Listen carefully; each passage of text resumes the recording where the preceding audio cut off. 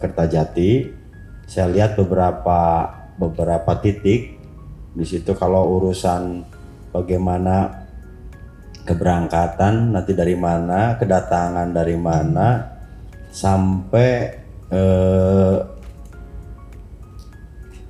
ibadah haji nanti ini ada titik bahwa menguruskan visa yang Arab Saudi itu sudah dicek di BJB. Jadi begitu keluar dari BJB itu sebetulnya dia sudah Arab Saudi gitulah. Nah, ini saya ngecek. Lalu ada beberapa hal yang kita pun juga dalam pembahasan itu, di antaranya adalah yang pertama ada ruang tunggu ya kan. Ruang tunggu saya berharap ditambah kursi-kursinya karena tadi mengingat kondisinya banyak lansia, terus mengupdate juga di kondisi hari ini bahwa biasanya sambil menunggu tuh orang mencari colokan chargernya. Maka saya minta juga kemarin itu di BJB ditambah itu, termasuk juga lagi progres pembangunan pada saat pasca waktu itu angin puting beliung. Tapi itu mudah-mudahan sekarang selesai karena saat itu targetnya tanggal 23 Mei semuanya harus selesai. Lalu kuota tadi memang Jawa Barat paling banyak dan kita alhamdulillah di tahun ini berhasil memberikan kepercayaan agar Bandara BJB ini menjadi tempat keberangkatan ibadah haji tahun ini. Tentunya karena jumlah yang berangkat jemaah haji ini tadi disampaikan oleh Pak Kemenag, kalau dihitung tadi katanya 35% itu kalau dihitung dari umur lansianya 65 tahun ke atas. Tapi kalau dihitung sesuai undang-undang bahwa umur lansia itu 60 tahun, itu 44% saya hitung. Jadi 44% kalau dihitung dari pas 60 itu umurnya berusia lansia. Maka kebijakan Pemprov pada saat haji tahun ini lansia, kenapa bisa terjadi seperti itu? Karena 2020 tidak ada keberangkatan, 2021 juga tidak ada keberangkatan, lalu 2022 dibatasi keberangkatannya yang berumur di bawah 65 tahun, dan pada saat tahun 2023 ini dibuka semuanya sesuai kondisi normal, maka terjadilah seperti itu. Nah pada saat 44% ini adalah semuanya lansia, maka tadi kita Provinsi Jawa Barat ada petugas pembimbing haji yang kita rekrut dan itu adalah dibiayai oleh APBD Pemprov Jabar, agar pendamping itu betul-betul dia terdiri dari ada petugas pelayanan umum, ada petugas ibadah, dan ada juga adalah petugas kesehatan. Nah kita perbanyak maksimalkan kemarin itu petugas kesehatan sampai orang yang daftar online mengikuti tim pembimbing haji daerah dari petugas kesehatan hampir full semuanya diterima karena kita memang membutuhkan kondisi di sana.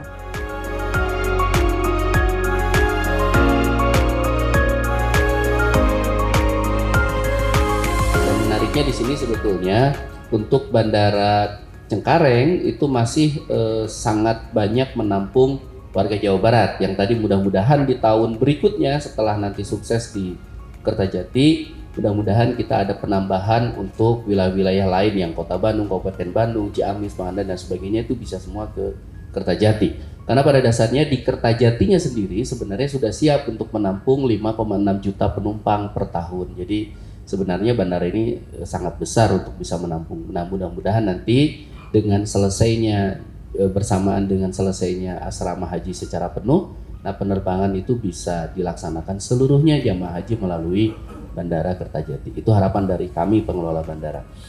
Lalu kemudian flow embarkasinya, nah ini mungkin yang bisa disampaikan agak berbeda gitu ya. Jadi kalau misalnya jamaah yang lewat Kertajati ini akan berbeda dengan flow jamaah, sedikit berbeda dengan jamaah yang di Cengkareng.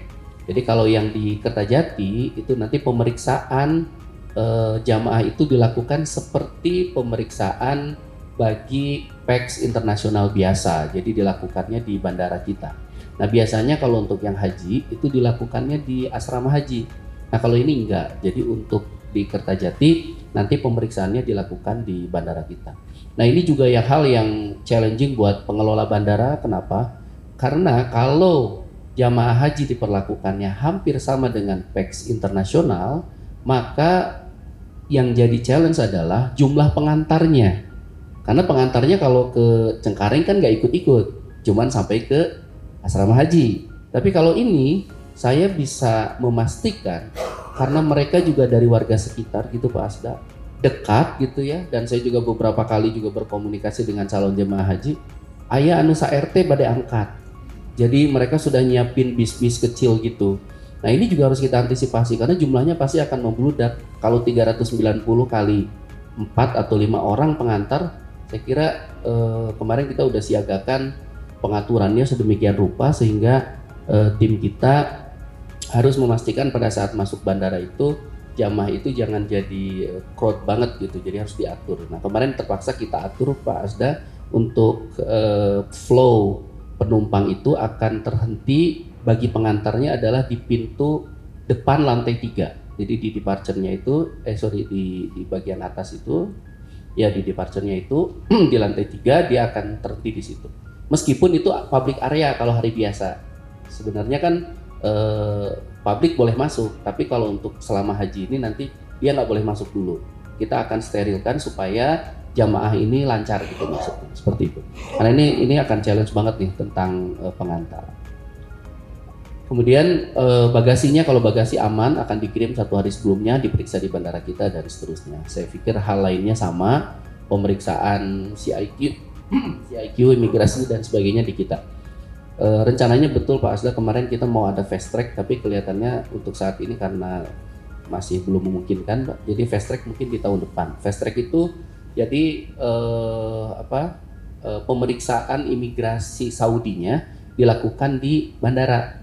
Ya, itu tahun 2019 saya juga kebetulan ikut yang itu. Jadi 2019 itu memang sebelum pandemi itu keberangkatan haji saya fast track, kerasa banget enaknya, kerasa banget sebenarnya itu Pak. Jadi sebenarnya tahun depan mudah-mudahan bisa fast track itu di kita.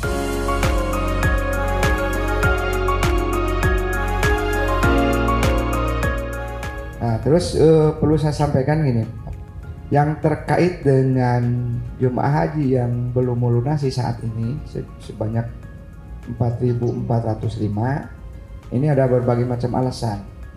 Pertama itu meninggal itu 253 orang. Ini data bukan per hari Senin, enggak, data per hari Jumat, dengan yang jumlah yang melunasi itu 4.439 gitu ya. 239. Nah, tapi hari Senin itu sudah 4.405. Ini masih data 4.439 ya. Kemudian yang sakit yaitu 441.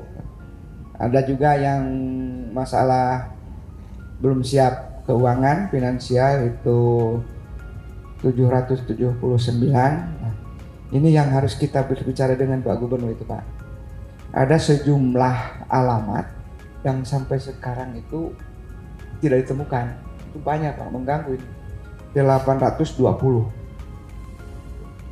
Kalau perintah Pak Gubernur batalkan saja itu KTP-nya sudah selesai. Jadi kuotanya akan kembali. Terus menunggu pendamping, betul Pak Asda. Ada yang menunggu pendamping itu yang suaminya masuk, istrinya tidak, terus istrinya masuk, suaminya tidak, kemudian kakak adik juga seperti itu, kemudian lansia itu karena usianya sudah lanjut perlu pendamping itu sebanyak 919 orang. Ada juga yang kurang persiapan, jadi dari sisi manasik belum siap, kemudian ya belum siap mental lah, itu ada sebanyak 987. Nah Kalau jumlah kuota yang murni ini sudah tidak bisa diharapkan untuk bisa memenuhi kuota karena dengan berbagai alasan, maka saya minta itu cadangan yang 15% di push untuk melunasi sehingga kuota itu terserap oleh jemaah haji Jawa Barat gitu.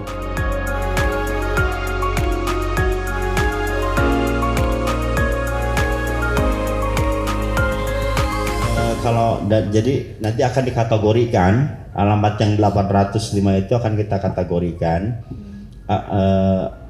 apakah alamatnya ada tetapi desa mengatakan dia tidak ada orangnya di sana, atau alamatnya betul di situ tapi sudah pindah, atau seperti apa.